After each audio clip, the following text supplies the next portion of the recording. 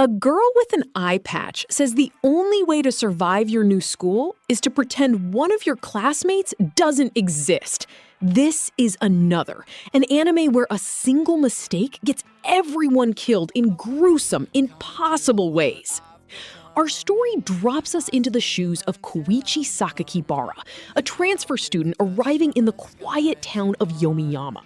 But quiet is the wrong word. Suffocating is more like it. From the moment he steps into class 3-3, there's a palpable dread in the air. His classmates are cagey and fearful, whispering about a curse like it's the weather. The show does a brilliant job of making you feel as lost and unsettled as Koichi is. You immediately know something is deeply wrong here, but the questions just pile up without any answers. Then there's Mei Misaki. She's the girl with the eye patch, the one nobody else seems to see. At first, I was convinced she was a ghost, a figment of Koichi's imagination. The series plays with this masterfully, isolating Koichi as he's the only one who acknowledges her existence. This creates an incredible hook. Is he going mad, or is everyone else in on a secret he can't comprehend? Mei herself is an enigma, speaking in riddles, surrounded by an aura of melancholy. She is the beautiful, haunting core of this entire mystery. The show slowly unravels the mechanics of the curse, and it's genuinely chilling. Every year, Class 3-3 has an extra deceased person hiding among the students. Because the dead has returned, the class is closer to death, and students and their relatives start dying in horrific accidents. The only countermeasure is the charm, ignoring one student to balance the numbers. This lore is what elevates Another beyond a simple slasher. It establishes concrete rules for the horror, making the students' paranoia and their desperate attempts to survive feel completely justified. It's a terrifyingly well-thought-out premise. And then the deaths begin. Honestly, the first major one in episode 3 is an all-time classic moment in horror anime. A character slips on the stairs and her umbrella, well, you just have to see it. The deaths in Another are brutal, inventive, and often border on absurd, like a Final Destination movie. An elevator cable snaps, a speedboat propeller gets involved. It's relentless. This isn't subtle horror. It's a showcase of shock and gore that serves a purpose, to constantly remind you that nobody is safe and death can literally fall from the sky at any moment.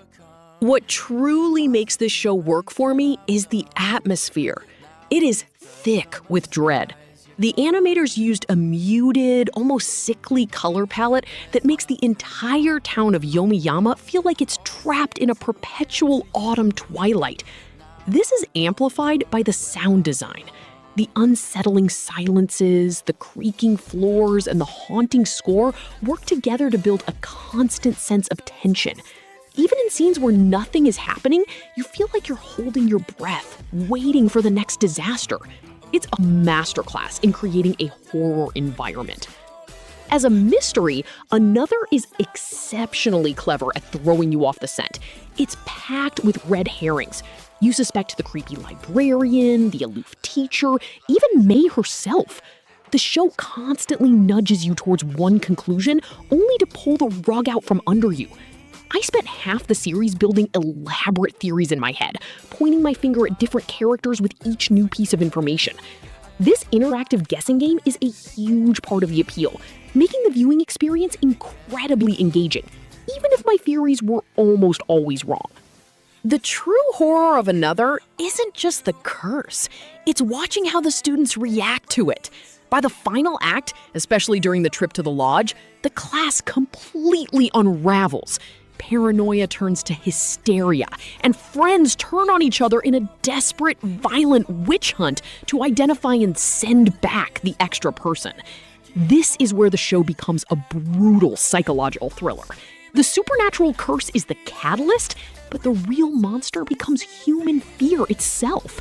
It's a dark, compelling look at how quickly social structures can collapse under extreme pressure. And then we get the final twist. I won't spoil who the extra person is, but I will say the reveal completely recontextualizes the entire series. The clues were there all along, hidden in plain sight in seemingly throwaway lines and visual details. On a rewatch, it's brilliant to see how meticulously it was all set up. For me, the reveal was both shocking and deeply satisfying, providing a logical, albeit tragic, conclusion to the puzzle box.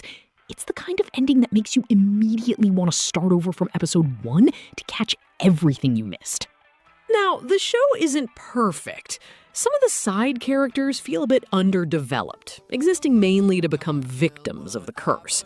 The pacing in the middle can feel a little slow as it builds up its clues, and some of the dialogue can be a bit heavy on exposition.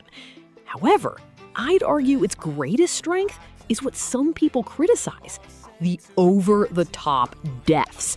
They prevent the show from becoming a dreary, self-serious slog.